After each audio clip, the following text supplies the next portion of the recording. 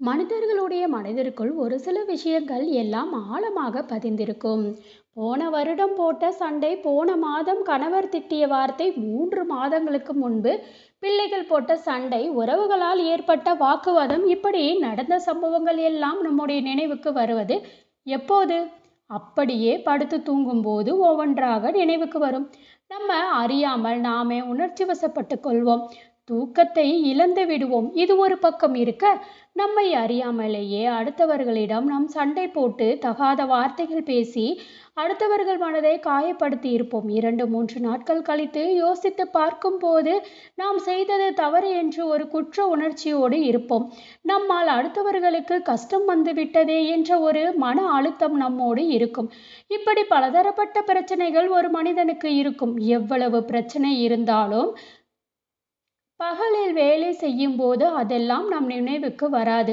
சரியாக தூங்க போகும் நேரத்தில் இந்த பிரச்சனைகள் எல்லாம் ஞாபகம் வந்து நம்மை கஷ்டப்படுத்தி விடும்.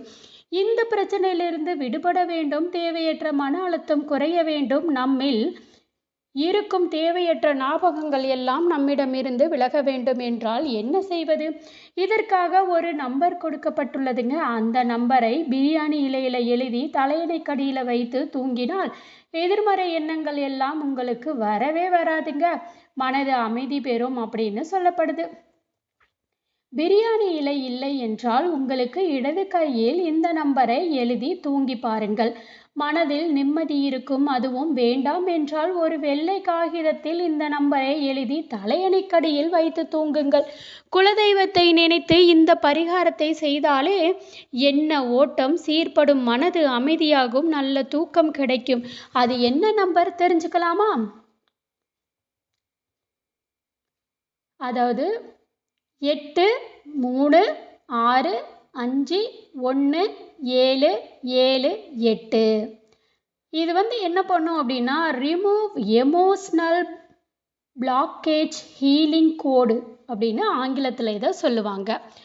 அந்த நம்பரை மட்டும் நீங்கள் பயன்படுத்தி கொண்டா போதும், நிச்சயமாக மன நிம்மதியை கொடுக்கும். நம்பிக்கை இருந்தால் இந்த பரிகாரம் உங்களுக்கு பயன்படட்டுங்க. நீங்கள் இதை ஒரு முறை நம்பிக்கையோட யூஸ் பண்ணி பாருங்கள். நீங்கள் நீண்ட நாட்களாக தூக்க மாத்திரை சாப்பிட்டுட்டு தூங்குறவங்க கூட இந்த நம்பரை கையில் எழுதி கொண்டா தூக்க மாத்திரை சாப்பிடாமல் நல்லா தூங்குவாங்க.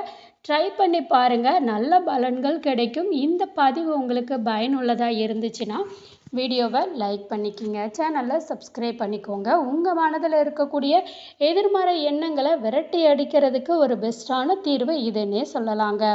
நன்றி.